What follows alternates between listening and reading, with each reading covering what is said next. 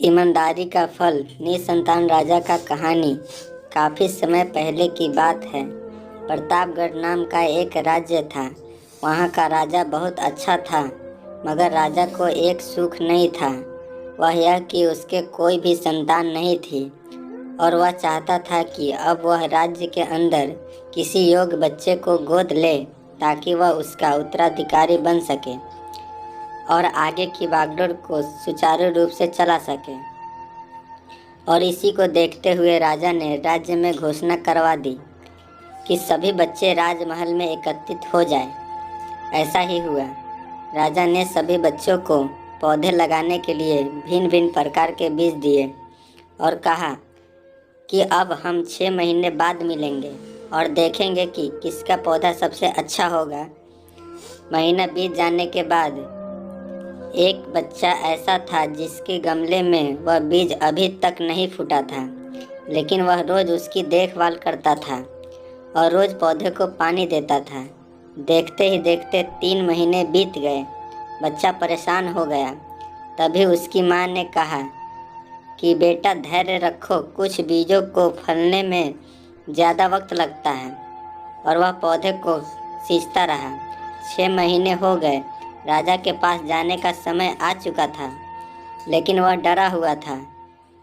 सभी बच्चों के गमले में तो पौधे होंगे और उसका गमला खाली होगा, लेकिन वह बच्चा ईमानदार था और सारे बच्चे राजमहल में आ चुके थे। कुछ बच्चे जोश से भरे हुए थे क्योंकि उनके अंदर राज्य का उत्तराधिकारी बनने की प्रबल लालसा थी। अब राजा ने आदेश दिया। सभी बच्चे अपने अपने गमले दिखाने लगे, मगर एक बच्चा चुप बैठा था क्योंकि उसका गमला खाली था। तभी राजा की नज़र उस गमले पर गई। उसने पूछा, तुम्हारा गमला तो खाली है? तो उसने कहा, लेकिन मैंने इस गमले की 6 महीने तक देखभाल की है। राजा उसकी ईमानदारी से खुश था कि उसका गमला खाली है। फिर भी वह हिम्मत करके यहाँ आ तो गया। सभी बच्चे के गमले देखने के बाद राजा ने उस बच्चे को सभी के सामने बुलाया। बच्चा समझ गया और राजा ने वह गमला सभी को दिखाया। सभी बच्चे जोर से हंसने लगे। राजा ने कहा, शांत हो जाइए, इतने खुश मत होइए। आप सभी के पास जो पौधे हैं वो सब बंजर हैं।